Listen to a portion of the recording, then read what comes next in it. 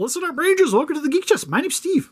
My name is Disappointed. What do you mean disappointed? We have here everyone's favorite Godzilla villain of all times. Second favorite. There was another one that was just a little better. He's waiting. Oh, it's this chicken. Condor? Yes, the condor. Yeah, the chicken. The giant condor. It's a chicken. Anyways, we have here Ebirah, Horror of the Deep. He has horror in his name. How can he not be the best one? The horror is those eyes. They're actually a little bit different. It's staring to your soul. Alright, so, anyways, main reason I picked up this vinyl, I don't have a good... I just don't have a... I have one Ebirah figure in my collection. At least Showa. I have a Final Wars one, but he's missing a limb. That's the way I got it. And then I have one of those small little like diorama ones that have Ebirah. But this is actually like the first like legit figure that I have of him. I almost bought the X Plus a while back just so I can get something. You probably should have. It would have been better. Well, it was like I wanted to grab it, but then again, I really don't like this movie, so I didn't want to spend like $200 or some odd dollars on a figure from a movie that I don't even want to get the Godzilla for it. You should have. Only because I wanted him. It would have been better, Steve. The only reason I have like fond memories of this guy is because of Godzilla's Revenge, which is usually everybody's favorite, like least favorite Godzilla movie. Godzilla Revenge was not that bad. Which made me happy. Because then I didn't have to watch Son of Godzilla or Godzilla vs. Sea Monster. I could just watch that movie and get all the fight scenes. I do remember this movie in particular playing a lot on TV, actually. Back in the days. Because it hurt my feelings because it was initially supposed to be a King Kong movie and then they put Godzilla in it but didn't change the plot. So like Godzilla's like fixated on a girl and like a lot of the plot points kind of make more sense with the giant monkey. Lightning strike. And... yeah, wakes him up and we don't talk about that. Fights a lobster, which seems odd for Godzilla at the time. And then they throw rocks at each other. Like it just like even when I was young, I was like, this doesn't feel like a Godzilla movie. Is the plot bad? No, but I don't know. It's like people complain that '98 Godzilla doesn't feel like a Godzilla movie, but no, Godzilla versus the Sea Monster doesn't feel like a Godzilla movie, and he's fudging in it. Who does not like '98 needs to shut up. It's true. '98's a great one. Anyways, so I wanted this guy for the collection. I actually still got to get a Godzilla to go along with them. But anyways, still just happy that they got him in general. But anyways, for a little handcuff here, which I noticed when all these came in, they are all inside out. So you can see Ebirah on the back here with all the Legal Mumbo Jumbo. More Legal Mumbo. I don't know, that's just the way they came in. And you get the black and white of Ebirah like flopping into the water. Which kind of, the way they have the tail position, I almost kind of wish they did that with this figure. I know the YMSF does that. But I don't want to spend the money on the YMSF because, again, it's kind of the same problem I have with the X Plus. Yeah. There's only so much money I was willing to spend on Ebirah. And the X Plus was not... well, it's not that it's not worth it. It's not worth having in your collection unless it's your favorite. I would probably... like, now that I have this, I would be selling that thing so hard.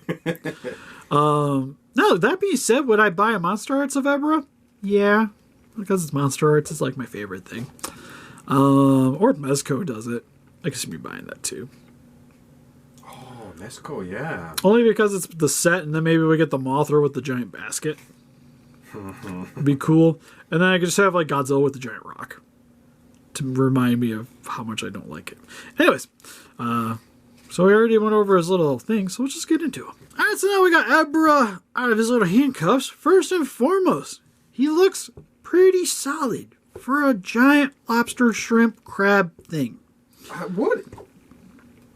Is he just technically a lobster? He's got a little bit of everything. Because he's got, like, lobster tail, but then he's got, like, the more crabby looking pincers. But then he's almost got kind of like a little shrimpy quality to him, too. He's weird.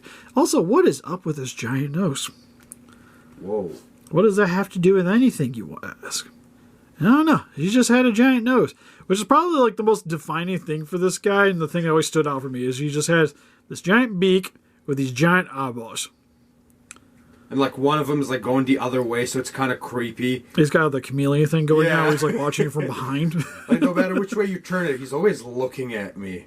Yeah, but for the most part, he's just a red figure with a little bit of black dry brushing just to help the details stand out a little bit, which is about all I ask. That's really all you need. For the most part, because in the movie, and even on the figure here, you see he has the fluff here. If that was brown, I would be so happy.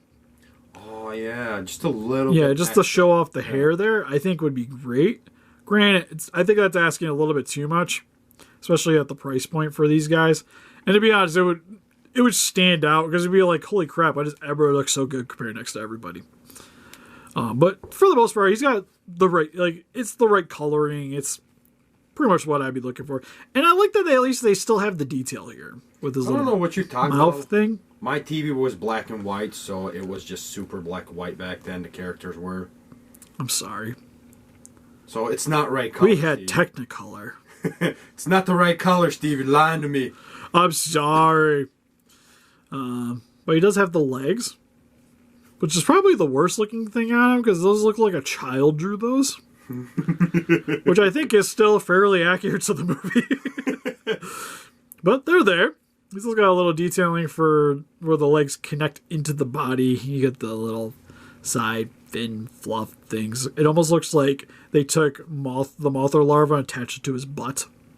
Actually, it does. And added a look like little that. fluff. Like I mentioned, he's got the giant nose. You got the little antenna things sticking out from here. His little, I was gonna say whiskers. And he's got his shell here. Actually, the spikes on the back look really good, though. It's actually, I mean, we're ripping on it, but it actually has pretty decent details on it. It's pretty accurate. Like, the figure looks shitty, but that's because the monster was shitty in the movie, you know? Don't you talk down to me. I'll be honest, let's just say, for a vinyl, we'll talk about my closing thoughts, but I'm actually I think he's fine. Then he's got his different size claws. The only thing that bugs me is this claw's kind of doing this weird curvy thing. And I what is don't that? understand why. This is another one of those, I'm probably going to heat this up and straighten it out a bit more. Is that bent, though, or? No, it's bent. The vinyl's just bent. Oh. He's got his giant little pincer here. And for his articulation, you see me moving around, but the arms can move. That's it. That's all you get. It's got a little bit of wiggle there. Nothing for the legs, nothing for the tail. It doesn't really, it's not like it needs it to play around. To be honest, the arms are good enough. That to be, you can recreate the scene still where he's just chasing the boats. Just Oh, the God. claw up and Don't remind me. and then just feed me more. You know what I Feed actually me want to more do, Steve? orange yellow things. I want to sit down and watch all the Godzilla movies from beginning again. They're great. They are. I need some good laughs. You know what I mean? Oh, that reminds me. I gotta show you that chibi anime that just came out. It's officially Toho to make me laugh. It's 5 minutes long. Anyways, well, that was the articulation. I guess we'll go to comparisons. Here's some quick comparisons. Here we have the Movie Monster Series Ebirah compared next to some Final Wars Movie Monster Series figures with Hedorah and Manda. Hey, here's some more Movie Monster Series figures with Shin Gomez from Shin Ultraman and the Legion Soldier from Gamera 2. And here it is with some brand new Movie Monster Series figures with the 2023 Gamera and Baragon. And we got some more Bandai, well, I guess vinyl goodness, not really fully Bandai, because we have the 1975 Bandai vinyl and the YMSF 1964 that I custom painted. Wasn't sure who I wanted to use for the thumbnail. I ended up going with him because it's closer to 65 than this guy. And finally, here it is with some anime waifus, because I'm sure there's a crab joke we can make here somewhere. With the high-grade Suletta Mercury and the Bandai prize figure, Mirko from My Hero Academia. She's from Gundam Witch and Mercury. So overall for the Movie Monster Series Ebirah figure, this guy's cool. It is. I mean, we're ripping on it, but it's actually kind of neat. I like it. Yeah, he's bare bones Bandai vinyl. It's not the most impressive color scheme. And to be honest, actually, I'm just looking over at the Legion Soldier, and I was gonna say they actually probably have about the same amount of paint variety, to be fair. But I don't know. It's just the way they painted it made the detail stand out more. Well, this guy's just he's fine.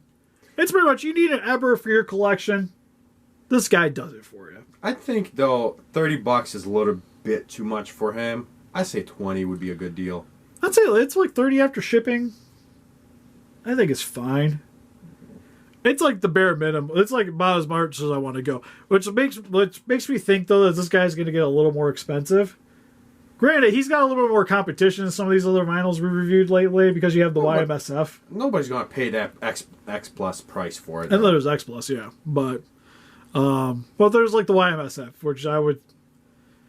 Having seen both of them and even them compared next to each other, I almost say I'm happier having this one. Go with this one, yeah. But the YMSF has a little more style to it. So I think like as just a display piece, it's a little bit more flashy looking. But this is more like I need an Ebirah and I need it now, kind of thing. Yeah, for anything you should do is cut those eyes off. And to be honest, I can see the Monster Arts making the Godzilla for this movie way before we get the Ebirah. Think so? I'd be surprised if they gave us Ebirah before 60. Yeah, that is true. Well, I was going to say, you can use 64 would almost work, but it's technically not. Face is a little different. Technicality, Steve. Anyways, what do you guys think? If you guys picked up this Ebirah, would you guys rather buy the YMSF? Let us know in the comment section below. And we also got Instagram, Patreon, Pinterest, and Facebook, guys, that keep up to date with the channel and doing it. We greatly appreciate it. And help us defeat those kaijus by hitting that like button. Subscribe, become a ranger today. If you guys like to get some Godzilla collectibles for yourself, link in the description for Entertainment Earth. Can't get the vinyl on there, but you can get most every other Godzilla thing you ever freaking want. And help support the channel and get yourself some sweet toys. Anyways, see you guys in the next video. Bye-bye. Bye-bye.